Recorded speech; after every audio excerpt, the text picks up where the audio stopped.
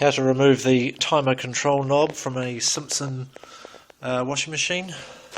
What you do is grab the flat top part of the knob and just pull it sideways, and it will click open and lift off the top cover.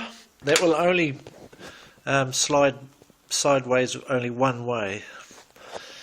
The next step is to just lift the top part of the switch just slightly, and you'll see a very small cog underneath. So what you've got to do is stop the teeth from turning around, the teeth on the top, and then unscrew the switch. Unscrew the knob anti-clockwise, revealing the circlip underneath.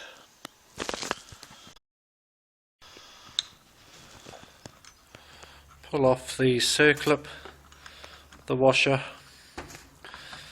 and the top tooth cog, and the spring, and the bottom face plate,